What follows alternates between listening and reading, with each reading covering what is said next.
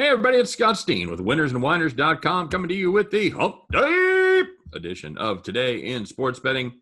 Joined, as always, by my fellow Hump Day humper. It is Scott Reichel. Scott, what's up, buddy?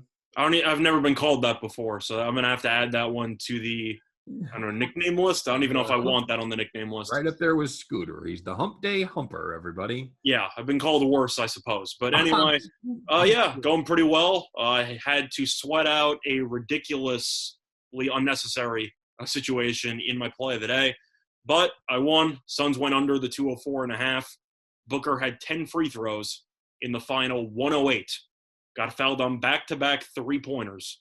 And the Suns, luckily, missed a three-pointer at the buzzer, landed 102, got myself a winner. So it was a sweat that I didn't need to have, but it worked out in the end. So and I know a lot of people lost on the under because it landed 211. If you got it at game time, you might have got it at 211.5, but if you bet at any time before pretty much an hour or two before the game, you probably got a bad number on that. So I think those are the people that hammered the over when it was at 207. Condolences. Yeah. Hammered the over. They're just like, yep, we know that there's going to be 60 points in the fourth quarter. The refereeing was so atrocious down the stretch. Oh, a couple of phantom calls there, I will say. Both teams combined for 61 free throws. Brutal. Yep. Brutal. Yes. Ugh, no game flow. Still went under for the most part. Mm. All right. Well, we got 3 on the board for today, sir. We move on. Starting off on the East Coast as the Washington Wizards travel to the city of brotherly love. Scott, take on the Philadelphia 76ers. Are you a Pat or a Geno's guy? Geno's. Geno's? Yeah. Good cheesesteaks, man. I'm guessing you're a Geno's guy too. I'll be honest with you, I like them both. I've had them both. They're different. Oh, yeah, come on. You can give a cop-out answer. I thought you were picking all right, Geno's, fine. That's what I thought. Okay, yeah. You better say it. Come on, man. This game opened up at 8. 230.5 is the total, and they both sit right there. Scott, no movement on either side. Can the Wizards do it again? Can they stay close, Scott? They've stayed close a lot of games this season. Can they do it one more time? If you mean do it again, you mean to lose but keep it close? Sure, why not? I don't think they're going to win the game. Kind of their MO, buddy. It's what they do. The thing is that the Wizards, I thought, can make a run at this series, and I still think that this series could be 6 or 7 because I do think the Wizards at home definitely a lot better than they are on the road, and Philly, we know, is not a very good road team. But you let Tobias Harris go for 37 points in game 1. Are you out of your mind? Yep. Embiid was in foul trouble the entire first half. You really let Tobias Harris go for 37 points? I know. I don't have any faith in this Wizards defense. So I think Philly will probably just score whatever they want. Embiid had 30, and he basically played a half and change because he didn't play much in the first half and a 21 second half. Yeah, I think Beal's going to do whatever he wants again. I think that Embiid will do whatever he wants, and I think you'll see a track meet. So I like the over. Okay. And any player prop on Embiid because I think Embiid is going to absolutely feast in this game. All right. I think they cut down on the points from Tobias Harris. They kept it close the entire game. Well, I think they're going to do that because Embiid's going to get more shots because he's going to play more minutes. Well, that's probably true too. So that's why I'm going with Embiid over because second half, Embiid had 21. You could just tell the Wizards weren't even in the same, I'd say, ballpark in terms of game planning. They had nothing for Embiid the entire second half. Well, except they kept it close the entire way. No, the game wasn't about Embiid himself. He did whatever he wanted, and they couldn't stop him at all. So I think Embiid will probably go for 40. Okay, we'll see how that works out. But in terms of the spread, I don't like laying big spreads with Philly. And we've talked about it before. Philly kind of plays with their food a little bit and blows games late. And Washington hung around, and they kept it close. I'm not going to touch the side, though. I do like the over. You saw in game 1, a lot of games went under in the series. In the other series around the league. Not the Wizards one because they just give up layups for free and they go up tempo. So I see a high, fast-paced game. I like the over. All right, taking a look at the Hawks and the Knicks, Scott. I'm guessing you like the over too on that one. If you have to pick a side on the total. Yeah, I would. I can't play the under. I can't play the under in a Wizards game. I can't do it.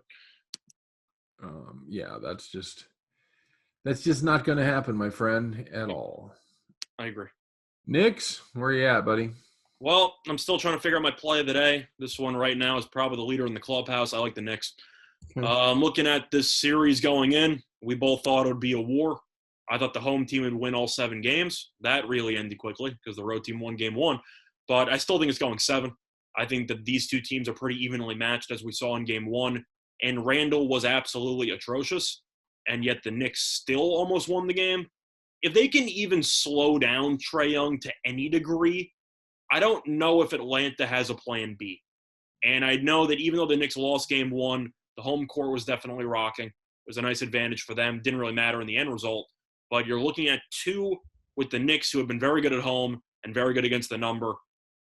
Game 1 happens. They were in a great spot to win it. But if Randall even has a mediocre game, they should win. They should cover. So I'm going to go with the Knicks. Yeah, I think there's a certain sense of urgency that strikes these teams that are the better seed when they lose that first game. Not for the Clippers, but for other teams. Not for the Clippers, but yeah, I think normally you get a sense of urgency where the team is all of a sudden staring at going on the road down 2-0, and they don't want that. So I think the Knicks turn it up a little bit. I think the Garden's going to be rocking, buddy. I think it should be. It was rocking in game 1. I'll tell you that. Yeah, it's going to be rocking. I think even more. You're going to have a. Although it does make me laugh to see, like Spike Lee and Tracy Morgan and Seinfeld and all those guys all, but I think I can't tell if that was an impression of Seinfeld or it's a general whining impression. Oh, okay, cool. Yeah, what is the deal with the terrible Knicks fans of the Knicks? I thought that was like a little bit of Futurama in there. You ever watch that show? I'm a Futurama, yeah. David X. Cohen, absolutely. Yeah, like I thought you were doing that type of voice. Oh, nice. No, I'm not going that deep, buddy. Who is that? Zoidberg? Yeah, that's Zoidberg. That's what I thought. Knicks -2. You and I both on this one. I think I have to be. Now for the total, I find the total really tricky. I can't really play it. Game 1 should have flown under, and then you had a fourth quarter from hell. Game still went under. But you had, 68 points in the fourth quarters? It was something stupid. But at the end of the day, a lot of it comes down to refereeing. And the game was tightly officiated throughout. And then the last 6 minutes of the game, let him go. Tony Brothers took over the game. And he called fouls on practically everything, which isn't too surprising because basketball fans know who Tony Brothers is as a ref. And if you know who a ref is, you probably know he's not very good. Not good. And Brothers was awful down the stretch in that game. Whether you're rooting for the Knicks or the Hawks, you can agree there were some questionable calls on both sides. Yep. But mostly for the Hawks, if I'm being honest. But still, I'm going to lean under, but I'm not going to touch it because if the refs decide to start calling all the ticky-tack stuff, Young's going to go to the foul line double-digit times, and I don't want to bother. So I'm going to go with the Knicks, and that's how I'm going to look at it.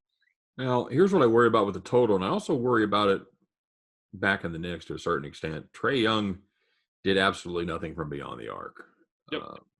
Went 1 for 3 from downtown. So I can't believe he only attempted 3. What's that? I can't believe he only attempted 3. Well, when you don't stop him on his dribble drive, that's going to happen. That is true, but even Trae Young, I figure, would settle for a couple more. Agreed. So I think he will. I think. What you've got to pencil him in for 4, right? 4 makes. I'll pencil him. I will pencil him in for 3. For 3? I'll pencil him in for 3. Because I think the Knicks' defense on the perimeter is still pretty good, at least when it comes to staying in front of shooters. They're not great at keeping guys in front of them. Right. But I got to assume the Knicks are going to start trapping more on pick and rolls. Because if they don't, I don't know what Thibodeau's doing if they don't start trapping Trae Young. Move your feet, boys. Do you like the supporting cast for the Hawks? I know that Bogdanovich hit a couple of shots. Gallinari didn't impress me, especially his haircut, which was brutal. Really? Hunter wasn't very good. Lou Williams was pretty good, sparingly within minutes. Well, I'll tell you, you might want to back up on Hunter there a little bit. He hit the big 3 late. That's right. But sometimes how was he overall? Sometimes you only got to hit one, buddy. But I'm saying, what were the rest of his numbers? I don't care. I'm just saying he was not good for about the first 44 minutes of that game. So if you trap Young, I think they're going to let the other guys beat him. And I'm not sure if the Hawks can do that. So I'll go with the Knicks. All right. Well, and I wouldn't be surprised to see Capella step up a little more, improve on his 9 points. Mm-hmm. So, all right. And last but not least, of course, we've got the two games competing with each other in the early time slot, and that leaves the late time slot for the Memphis Grizzlies and the Utah Jazz. Jazz opened as 8. They're now 8.5, starting even to creep up. Unless you want to play DraftKings, 9.5. So if you like the Grizzlies, that's your spot right there. Total opened up 217.5. A little bit of over money coming in. You see it creeping up to 218. Scott, I understand that Donovan Mitchell's really, really 100% truly going to be back for this game. You buying it? It depends on if you expect a minute restriction.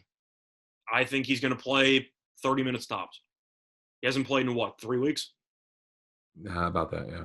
I don't think they're going to rush him out there. I know Mitchell said he's pretty annoyed for not having played in game 1, but I don't think they're going to overdo it and play him 40 minutes in game 2. I don't see that happening. Let me ask you this. What's Snyder saving it for?